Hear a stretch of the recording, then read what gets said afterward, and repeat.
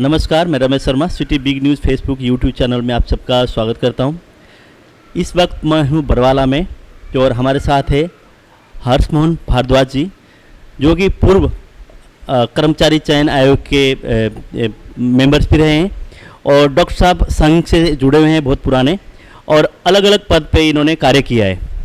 तो इनसे जानते हैं बरवाला हल्के के, जैसे अब चर्चा में नाम इनका भी आ रहा है, राजनीति में आगे आने वाले टाइम में विधानसभा चुनाव में है, इसको लेकर इनका किस तरह का वो है और पब्लिक में क्या योगदान है और आने वाले चुनाव को लेकर किस तरह की तैयारियां हैं। डॉक्टर साहब, सिटी बिग न्यूज़ में आपका स्वागत है। धन्यवाद। डॉक्टर साहब, जैसे आप कर्मचारी चयन आयोग के मेंबर रहे हैं आप और संघ से आप जुड़े हुए हैं, तो किस तरह से भारतीय जनता पार्टी कार्यकाल किस तरह से और क्या समझते हैं आप भारतीय जनता पार्टी का हरियाणा में आने वाले चुनाव में क्या रहेगा? काम हो, विकास के कार्य हों, उसमें भी मेरिट और पारदर्शिता। तो उस मेरिट और पारदर्शिता का शुरू में लोगों को लगता था कि भाई ये ठीक नहीं रहेगा, क्योंकि लोगों को जो आदतें पड़ी हुई थी वो सिफारिशों के आधार पर काम करवाने की आदतें थी। परंतु मुख्यमंत्री इस पर अडिग रहे, उन्होंने दृढ़ता से नीति लागू की। सब काम मेरिट और पारदर्शिता से और ईमानदारी से, जिन कामों के लिए पहले पैसे लगते थे उन कामों को बिना पैसे और बिना किसी भेदभाव के, इलाके का भेदभाव, जाति का भेदभाव, जिले का भेदभाव, धर्म पंथ संप्रदाय का भेदभाव, ये भी किसी भी तरह का भेदभाव ना हो, सबका साथ सबका विकास, हरियाणा एक हरियाणवी एक, ये जो एक उन्होंने हमें विज़न दिया था, उस विज़न का उन्होंने पालन किया। और उसके बाद सारी मशीनरी, सरकारी मशीनरी, विधायकों ने, मंत्रियों ने, सब ने उसको विज़न को अपनाया। तो उसका परिणाम धीरे धीरे करते हुए आज ऐसा परिणाम सामने आया है कि कोई भी व्यक्ति एक जाति में पैदा होकर के सभी जाति का कैसे बन सकता है, सभी वर्गों का कैसे बन सकता है, एक जिले का होकर के एक विधानसभा का होते हुए भी सब पूरे हरियाणा का कैसा होता है, ऐसा उन्होंने अपने कार्य से, कर्तृत्व से दिखा दिया मुख्यमंत्री जी ने। और इसी का परिणाम है कि आज बहुत एक अच्छी सुंदर हवा है। और देश में भी प्रधानमंत्री मोदी जी ने जो भारत एक और भारतीय एक, उसका भी इसके अंदर बहुत योगदान है। डॉक्टर साहब, जैसे आप सदस्य रहे हैं कर्मचारी चयन आयोग के और डी ग्रुप का रिजल्ट आया बहुत बढ़िया, उसमें किसी का भी आरोप नहीं कि पैसा लिया गया दिया गया, उसके बावजूद अभी सरकार पूरे तौर पर रिश्वतखोरी में बंद करने में और सफल नहीं हुई है। जैसे अलग अलग जगह कोई काम कराना हो, फर्द की कॉपी के लिए या रजिस्ट्री के लिए अभी भी घूस बंद पैसे लेन देन चलता है, इसके लिए किस तरह से सरकार आगे कार्रवाई करेगी? ऐसा है जी, संस्कृत में एक श्लोक है, किम करोतु वक्तारः श्रोता यत्र न विद्यन्ते। वक्ता क्या करेगा यदि कोई श्रोता ही विद्यमान न हो? रिश्वत देने वाला नहीं होगा तो रिश्वत लेगा कौन? मेरी ये सोच है, लोगों को भी इस दिशा में थोड़ा आगे बढ़ना पड़ेगा। लोग धैर्य नहीं रखते हैं, वो सोचते हैं हमारा काम स्पीडीली हो। जो काम 1 महीने में होने वाला होता है, 15 दिन में होने वाला होता है, वो सोचते हैं कि हमारा 1 मिनट में, 2 मिनट में या आधे घंटे में हो जाए। और इस अधीरता के कारण वो फिर दूसरे रास्ते लोग ढूंढते हैं, क्योंकि उनको वो आदतें पड़ी हुई है। तो धीरे धीरे उसमें सुधार होगा, परंतु भ्रष्टाचार के ऊपर बहुत बड़ा अंकुश इस सरकार में लगा है। ऊपरी लेवल पर तो भ्रष्टाचार अब रहा नहीं, ये जो ग्राउंड लेवल का भ्रष्टाचार है, इसमें जनता का सहयोग भी चाहिए, जनता को भी जागरूक होना पड़ेगा। एक तरफ जैसे भारतीय जनता पार्टी कहती है कि भ्रष्टाचार खत्म, वही बात मुद्दा आता है, वहीं पे आपके जो दूसरे पार्टी के नेता है, जैसे कुछ कांग्रेस पार्टी के अन्य दलों के नेता इसमें भारतीय जनता पार्टी में शामिल होते जा रहे हैं, जिनकी आदत शुरू से ही खाने की थी, वो लोग भी इसमें शामिल हो। क्या मानते हैं आप कि वो भ्रष्टाचार में काबू कर पाएंगे आप लोग? ऐसा करना तो उचित नहीं रहेगा कि सभी भ्रष्ट लोग जो हैं वो बीजेपी में आ रहे हैं। दूसरी पार्टियों के अंदर भी ईमानदार और बढ़िया लोग हैं और थे। भाजपा में ज़्यादातर लोग बहुत बढ़िया हैं, दूसरी पार्टियों में कुछ लोग अच्छे हैं। पार्टी के तौर पर भाजपा बहुत अच्छी पार्टी है, संस्कारित पार्टी है, कैडर बेस्ड पार्टी है। यहाँ पर एक प्रोसीजर होता है कैडर का, निर्माण का, उस प्रोसेस से निकल के कार्यकर्ता बनता है। क्योंकि पार्टी का विस्तार हो रहा है, और इसलिए विस्तार किस में से होगा? विस्तार तो लोगों में से ही होगा। कार्यकर्ता नए कहाँ से पैदा होंगे? दूसरी पार्टियों से आएंगे जो काम कर रहे हैं समाज के क्षेत्र में या धार्मिक क्षेत्र में या दूसरे राजनीतिक दलों में। मेरा कहने का मतलब जहां आप विपक्ष को खत्म करने की सोच में एक चल रही है भारतीय जनता पार्टी, उसके बारे में कभी भारतीय जनता पार्टी को तो धक्का नहीं रहेगा? ऐसा है, विपक्ष और सत्ता पक्ष, इसका सिर्फ मैं जहाँ तक समझता हूँ सिर्फ चुनाव तक ही इस बात का संबंध होता है, और चुनाव के बाद वातावरण पीछे ऐसा बन गया विपक्ष और पक्ष वाला, अन्यथा ऐसी आवश्यकता नहीं होती। सरकार बनने के बाद सरकार किसी पार्टी की नहीं रहती है, सरकार सबकी हो जाती है। उसमें पक्ष विपक्ष सबको मिलकर के विकास के कार्यों की तरफ और जो अपना देश को आगे ले जाने का, प्रदेश को आगे ले जाने का काम करना चाहिए। विपक्ष का मतलब विरोधी या दुश्मन नहीं होता, वो विपक्ष का मतलब होता है एक पक्ष और दूसरा विपक्ष, दूसरा पक्ष, क्योंकि हर चीज़ के दो पहलू होते ही हैं। जैसे सिक्का है, उसके दो पहलू हैं, हर चीज़ के दो पक्ष होते हैं, तो एक दूसरा पक्ष है वो, तो उसको विपक्ष कहना या कोई बुरा पक्ष कहना ये मैं नहीं मानता। वो पक्ष है, उनके रचनात्मक विचार होते हैं, तो वो तो पार्टी में रहकर भी हो सकते हैं। मान लो पार्टी की 90 विधायक है, उसमें से 80 पार्टी के आ जाते हैं, तो क्या आप सोचते हैं कि 90 में से 80 वाले जो हैं वो जो गलत काम मान लो कोई ऐसा उनको लगता है समाज के नाते, तो उसका विरोध नहीं करते? क्या सरकार में विरोध करते हैं? तो वो पक्ष विपक्ष का कोई बात नहीं रहती है, रचनात्मक सुझाव होते हैं। अभी जैसे कि चर्चे में चौधरी कुलदीप बिश्नोई, कांग्रेस पार्टी के वरिष्ठ नेता, चौधरी पूर्व मुख्यमंत्री भजनलाल जी के जो बेटे, उनके वहाँ पे छापा मारा है जैसे इनकम टैक्स डिपार्टमेंट पे, और 3 दिन तक, आज चौथा दिन भी चलता रहा। आज ही ये हिसार से वो लोग यहाँ से भव्य बिश्नोई को लेके गए हैं, जसमा देवी को अभी हॉस्पिटल में। आप क्या कहेंगे? जैसे कांग्रेस पार्टी के सीधे तौर पर आरोप है कि भारतीय जनता पार्टी और हरियाणा सरकार इसमें जानकर उनका सरकार का कराया हुआ काम है। देखो, कहने के लिए तो राजनीतिक पार्टियां कुछ कह सकती हैं। मैं तो एक अधिकारी रहा हूं, क्लास 1 ऑफिसर रिटायर हुआ हूं। कोई भी समझदार आदमी होगा और जिसको ज्ञान है थोड़ा बहुत भी कानून का, ये लोकतंत्र है और कानून का राज देश में है। पार्टी या सरकार अपनी मनमर्जी से कोई भी फैसला नहीं कर सकती। अभी मैं आपको उदाहरण देता हूँ। मैंने HSSC में काम किया है। हमने पारदर्शिता, मेरिट और ईमानदारी की नीति लागू की हुई थी। बहुत अच्छे तरीके से बच्चों के पेपर लिए गए, मेरिट के हिसाब से हमने निर्णय किया। उसके पश्चात भी लोग कोर्ट में चले गए और उन भर्तियों को 1 साल, 1.5 साल लटकना पड़ा। हम भी उतावलापन नहीं चाहते थे, क्योंकि हम ठोस काम था हमारा, हमें जल्दी थी नहीं, क्योंकि नौकरी लगे, मान लो हम जल्दी में कोई गलती कर जाएं तो नौकरियां रद्द हो, बच्चों का भविष्य खराब हो जाए। तो कोई भी ऐसा सिस्टम नहीं है कि भाई कोई पार्टी कहे कि भाई इसने, बीजेपी वालों ने उन पर छापे मरवा दिए। ये एक प्रोसीजर होता है। सरकारी संस्थाएं, जुडिशरी, कार्यपालिका और विधायिका, ये 3 स्तंभ हैं, और चौथा पत्रकारिता, 4 स्तंभ हमारे लोकतंत्र के हैं। तो इसमें एक प्रोसीजर होता है। ये जो छापे इनकम टैक्स के पड़ते हैं, ये कोई छोटा मोटा डिपार्टमेंट ये थोड़ा है कि कोई पुलिस का सिपाही जाके छापा मार लिया, ऐसा नहीं होता है। ये तो बहुत बड़ी आयकर संस्था जो है, आयकर विभाग ने शायद छापा मारा है। मैंने तो अखबार में पढ़ा था, मुझे कोई ज़्यादा जानकारी नहीं है। तो आयकर विभाग ऐसे छापे नहीं मारता है, उनको कोई पुख्ता जानकारी मिलती है, पहले उसकी रेकी करते हैं, पहले सारे को स्टडी करते हैं केस को, उसमें कुछ मिलता है, खुफिया उसकी जानकारी जुटाते हैं, कुछ मिलता है तो छापामारी होती है। और 3-4 दिन तक छापामारी चलती रही तो कोई कारण तो होगा। किसी की जीलिसी के कारण तो 4-4 दिन तक कोई नहीं बैठा रह सकता।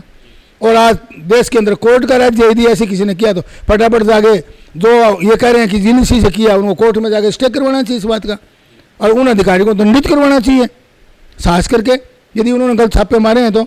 मुझे नहीं पता उनके कोई खिलाफ कोई चीज़ है या नहीं है, परंतु प्रोसीजर है इस देश में। आरोप लगाने से पहले पॉलिटिकल पार्टियों को कानून का रास्ता, यदि वो कहते हैं कि वो सही है तो कानून के रास्ते पर चले।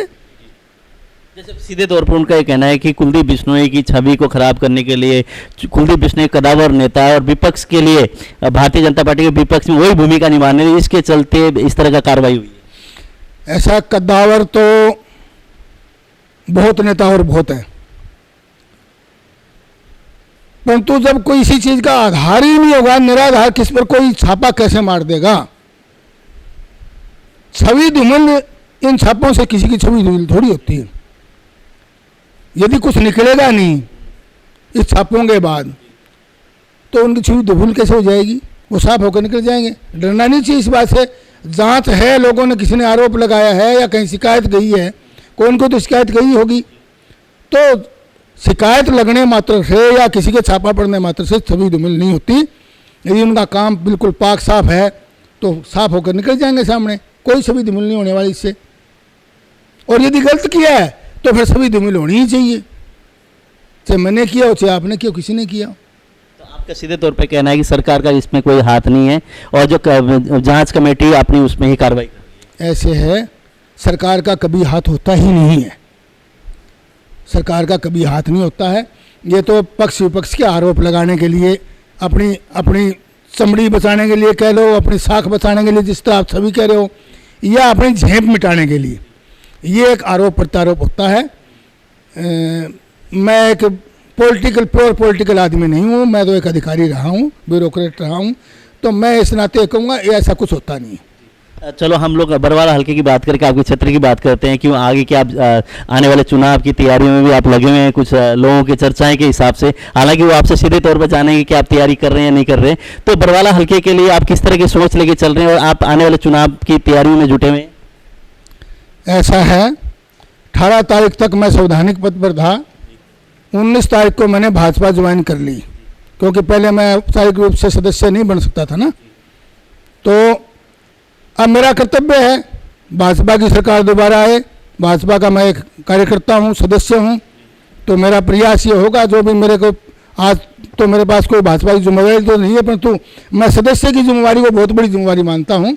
तो मेरा कर्तव्य बनता है कि हमारी सरकार दोबारा आए। तो अब की बार हमने नारा दिया है, अब की बार 75 पार, एक बार फिर मनोहर सरकार, और अब की बार 75 पार। तो हम उस 75 पार के लक्ष्य के ऊपर लगे हुए हैं। बरवाड़ा भी उसमें आता है 75 में। हरियाणा सरकार में आप उसमें आप रहें, उसके बाद बरवाला हल्के से आप हैं। बरवाला की समस्या बहुत सारी हैं, आप बरवाला शहर के बीच में रहते हैं। पानी की समस्या है, सीवरेज की समस्या है, जैसे बारिश आती है तो पानी सारा भर जाता है, तालाब बन जाता है। उस चीज़ को लेके आगे आपकी किस तरह की रणनीति होगी, किस तरह से कार्य करेंगे? बरवाला में पानी की निकासी की समस्या बहुत पुरानी है।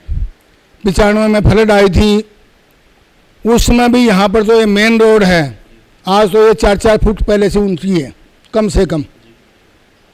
आप कल्पना कीजिए जब ये 4 फुट नीचे थी, जब हालात क्या थी।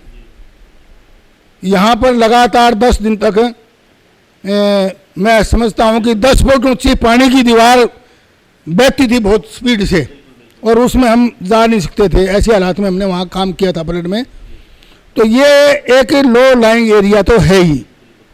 और दूसरी बात ये है कि निकासी की कोई फुल प्रूफ व्यवस्था नहीं बनी है अब तक, जिसके कारण छोटे मोटे रिपेयर होते हैं और पानी जाकर इकट्ठा होता है, सड़क टूट जाती है, नालियाँ नहीं बनी हुई। तो इसका एक फुल प्रूफ सिस्टम बनाना पड़ेगा। इसका पूरे सारे प्रोजेक्ट, संपूर्ण बरवाड़ा को लेकर के एक प्रोजेक्ट अभी बन गई है। माननीय PWD पब्लिक हेल्थ के मंत्री डॉक्टर बनवारी लाल जी मेरे मित्र भी हैं व्यक्तिगत, वो मेरे पास यहाँ आए थे, व्यक्तिगत रूप से आए थे। तो उन्होंने, उनके सामने हमने बात रखी थी, 8.5 करोड़ रुपया इसका मंजूर कर दिया है, एक प्रोजेक्ट बनाई है बोर्ड फुल प्रूफ। तो उसके बाद शायद इसकी समस्या का हल हो जाएगा। पानी की सप्लाई की भी यहाँ प्रॉब्लम थी, पिछले दिनों यहाँ पर टैंकर से पानी सप्लाई करने की स्थिति पैदा हुई, तो शायद कुछ मिसमैनेजमेंट था। तो ना अधिकारी लेवल पर हमने उस मैनेजमेंट को करके उसको ठीक करवा दिया था, वो छोटी मोटी प्रॉब्लम थी। और कुछ ये है कि शहरों का विस्तार हो रहा है, तो ये व्यवस्थाएं पुरानी हैं, तो इसमें लगातार कोई एडिशन तो करना ही पड़ेगा ना, जब बस्तियाँ बढ़ेगी। अब पाइपलाइन तो उतनी 3 इंची है, बस्ती ज़्यादा बढ़ गई है, तो यहाँ पर एक बूस्टिंग स्टेशन और एक इस पाइपलाइन को 6 इंची करने का ये एक ऐसा सुझाव और दिया है, तो वो भी शायद फलीभूत हो जाएगा। जैसे गाँव शहर की तो आपने बात बताई, अगर आप यहाँ से आगे कार्रवाई के लिए आपने बताया, गांव की जो क्या समस्या है, गांव में जैसे आपने दौरे किए हो, गांव में आप कहाँ कहाँ पहुँच पाए अभी तक, क्या लगता है आपको? गांव में मैंने, हमारी एक ट्रस्ट है महर्षि दधीची परमार ट्रस्ट, उसके तत्वावधान में मैं बरवाड़ा हल्का ही नहीं, मैं हरियाणा का आधा हरियाणा में घूम चुका हूँ इन 3 सालों की 4 सालों की मेरी रिटायरमेंट जो थी उस टाइम के बाद मैं आधा हरियाणा मोटे तौर पर 6,500 गाँव में तो मैं 3-3,500 गाँव में प्रत्यक्ष जा चुका हूँ। कभी मेरी नौकरी के दौरान, इस दौरान या संघ कार्य के दौरान मैं मतलब घूम चुका हूँ। मेरा सब जगह परिचय भी है, बहुत जगह। तो गाँव के लिए भी जो पीछे से नीतियाँ बनी आ रही थी, जब देश आज़ाद हुआ तो महात्मा गांधी जी ने नेहरू जी को एक पत्र लिखा था कि अब देश आज़ाद हो गया, होने वाला, होने से पहले ही लिखा था उन्होंने कि अब लगता है कि आज़ादी आएगी। तो उन्होंने एक पत्र लिखा नेहरू जी को कि ग्राम हमारे रीढ़ की हड्डी है और विकास की पहली इकाई है, इसलिए यदि हम आज़ाद होते हैं तो आज़ादी के बाद जो व्यवस्थाएं बने, कानून बने, योजनाएं बने, वो ग्राम को केंद्र बिंदु में रख के योजनाएं बनानी चाहिए। परंतु उस बात को नेहरू जी ने नहीं माना। वो पंचवर्षीय योजना और ग्लोबलाइजेशन और उस चीज़ से प्रभावित थे विदेशों से। वो कहते हैं नहीं, बड़ी योजनाएं लाओ, बड़े बड़े बांध बनाओ, छोटे बांध नहीं, कुटीर उद्योग नहीं, बड़ी बड़ी फैक्ट्रियाँ लगाओ। तो उसके कारण क्या था कि बड़ी फैक्ट्रियाँ लगाने के कारण, मशीनें लगाने के कारण आदमी तो बेरोजगार हो गए ना जी। तो आदमियों को तो काम नहीं रहा। अब जैसे आप उदाहरण लीजिए, कुम्हार है मिट्टी का काम करने वाले, आज उनकी हालत क्या है? लोहार है गांव का, क्या हालात है? खाती है, उसके हालात क्या है? क्योंकि काम बड़ी, फर्नीचर जो है बड़ी बड़ी फैक्ट्रियों में बन के आते हैं, रेडीमेड आते हैं। तो जब तक हर आदमी को काम नहीं मिलेगा, उसकी व्यवस्था नहीं होगी और उसको केंद्र बिंदु व्यक्ति को मान करके योजना नहीं बनेगी, तब तक ये समस्या हल नहीं होती। इसका हल ये है कि ग्राम सरकार, जैसे ग्राम स्वराज्य गांधी जी ने जो नारा दिया था, ग्राम अपने आप में एक स्वतंत्र इकाई, वहाँ की पंचायत बैठकर निर्णय करे कि इस गांव में क्या क्या काम होंगे। आज क्या है, केंद्रीकृत व्यवस्था है, ऊपर से बजट आता है, ऊपर से ग्रांट आती है, लो ये गली बना दो। उस गली की जरूरत है या नहीं है, उस गली की सरकार के, उस पार्टी के लोग जो हैं, भाई मेरी गली 2 बार भी बन गई, मान लो मैं कार्यकर्ता हूँ सरकार में, पार्टी में, मेरी पार्टी सरकार में है तो, और हो सकता है ये गली कभी बनी ना हो। तो इसलिए ये योजना जब तक ऊपर से आएगी ना, तब तक ऐसे ही चलेगा। इसका हल यही है कि ग्राम से योजना बने, नगर पालिका की योजना नगर पालिका बनाए, नगर निगम की योजना नगर निगम बनाए, और सरकार ने इस दिशा में काम शुरू कर दिया है। अब आगे से ये एक निर्णय हो गया है नगर निगम लेवल पर कि उसके भी विधानसभा की तरह सेशन चलेंगे आगे। जिस तरह विधानसभा में प्रश्नोत्तरी होती है, उसका बजट होता है, बजट तो अब भी बनता है उनका, और नगर पालिकाओं में बजट होती है फॉर्मेलिटी, पर तो इसको और मजबूत बनाया जाएगा। इसी तरह गाँवों के अंदर भी ऐसी योजना लाएंगे। जैसे आपने किसान की बात की, हमने जैसे किसान गांव के दौरे किए थे, किसान का ये था, सरकार हमें खाते में 2,000 रुपये तो डाल रही है, लेकिन उसकी बजाय हमें टेल तक पानी पहुंचा दे, वो ज़्यादा बेटर रहेगा। टेल तक पानी पहुंचाने का जहाँ तक सवाल है, तो मैं तो दावे से कह सकता हूँ कि जहाँ टेल बनी हुई थी, हमारा इलाका में तो पानी की फिर भी इतनी बड़ी समस्या नहीं है। भिवानी और महेंद्रगढ़ जो बिल्कुल टिब्बे का इलाका है, वहाँ पर पहली बार टेल तक पानी किसी ने पहुँचाया है तो मुख्यमंत्री मनोहर लाल जी ने पहुँचाया है। पानी की एक लिमिट है, अब पानी को बढ़ाया तो जा नहीं सकता। कई सालों से वृष्टि भी कम हो रही है, हिमपात भी कम होता है, पानी तो वहाँ से आना है, पहाड़ों से। पानी को स्टोर करने की हमने व्यवस्था छोड़ दी। पुराने समय में हम तालाब, जोड़, कुओं, कुंड बना करके, वो बावड़ी बना करके पानी को इकट्ठा कर लेते थे, वो व्यवस्था हम भूल गए हैं। ग्लोबलाइजेशन के चक्कर में, विकास के चक्कर में हमने अपने जोड़ जो हैं वो कब्जे करके उनके ऊपर मकान बना लिए। तो पानी कहीं कहीं इकट्ठा नहीं होता, पानी इकट्ठा नहीं होता तो वृक्ष नहीं रहते, वृक्षों को अंधाधुंध काटा, वृक्षों के काटने के कारण वर्षा होती नहीं। तो इस कारण से हम इस परिस्थितियों से इस कारण परेशान हैं। टेल तक पानी पहुँचाने की दिशा में प्रधानमंत्री मोदी जी ने ही इसमें पहल की है। जल शक्ति मंत्रालय अलग से सिंचाई विभाग के बजाय जल शक्ति मंत्रालय बना दिया। तो वो सारे जितने भी हमारे सोर्स हैं ना जी पानी के, नदी है, कुएं, जोहर, जो भी है, परंपरागत जो हमारे पुराने तरीके हैं, उन सबको भी लागू करके पानी को अगले 5 साल के बाद मुझे लगता है कि पानी की समस्या नहीं रहेगी। पानी को वेस्ट करने के लिए भी हमें लोगों को जागरूक करने का अभियान हमने भी चलाया हुआ, हमारी ट्रस्ट के द्वारा भी, सरकार ने भी चलाया है, और एक सघन वृक्षारोपण ताकि वृष्टि समय पर हो जाए। तो ऐसा काम, ये बहुत बड़ा काम है, इतना कोई एक भाषण मात्र या कहने से होने वाला नहीं है। टेल तक पानी पहुंचने में थोड़ा समय लगेगा और एक इसके लिए बहुत बड़ी अटल जी स्कीम देकर के गए थे नदियों को जोड़ने की। दुर्भाग्य से बीच में 10 साल कांग्रेस की सरकार आई, उसने उसको ठंडे बस्ते में डाल दिया। एक भी नदी दूसरी नदी से जोड़ने की तो बात हो तो जिक्र भी नहीं रहा। तो उसको भी दोबारा शुरू करवाया जाएगा। और कई नदियां जो ख़त्म हो गई थी उनको भी पुनर्जीवित पिछली कार्यकाल में किया गया है। अब कोई नदी आगे से बिल्कुल डेड नदी नहीं रहेगी, उनको भी पुनर्जीवित किया जाएगा, रिचार्ज किया जाएगा, तो तेल तक पानी तब आएगा। हम लोग ये बात करें जैसे विधानसभा चुनाव नज़दीक है, क्या आप मैदान में उतरेंगे इस बार?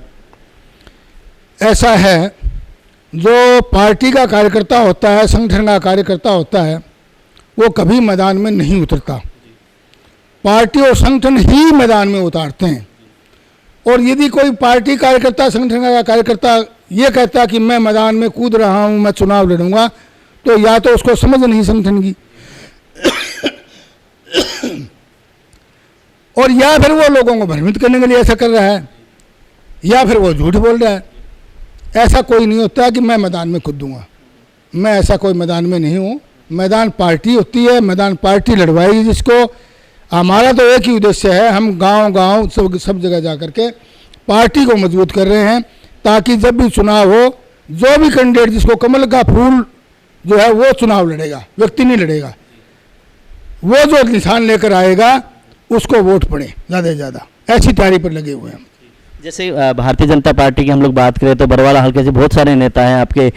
पूर्व जो पहले चुनाव लड़े भारतीय जनता पार्टी से, अपने सुरेंद्र पुनिया भी है, इधर से कई बार निर्दलीय भी लड़े, फिर पार्टी से भी लड़े, जोगीराम सिंह गए, इधर से आपका नाम भी, और भी बहुत सारे नाम रहे। कुछ चर्चाएं में ये भी आती है कि हो सकता है रणवीर गंगवा को बरवाला से लड़ा रहे हैं।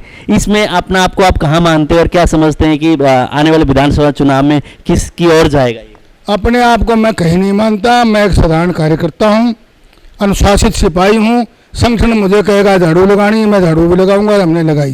संगठन मुझे कहेगा आपने सिंहासन पर बैठना है, हम सिंहासन पर बैठे। संगठन ने कहा कि आपको सिर्फ संगठन का काम करना है, ऑर्गेनाइजेशन का काम करना है, हम वो काम करेंगे। मुझे जो संगठन आदेश देगा वो काम करूँगा। दूसरे उम्मीदवारों के बारे में मैं कुछ नहीं कह सकता, क्या हैं, क्या वो चाहते हैं। मैं मेरी बता सकता हूँ कि मुझे तो जो संगठन आदेश देगा वो करूँगा। मैं अनुशासित सिपाही हूँ।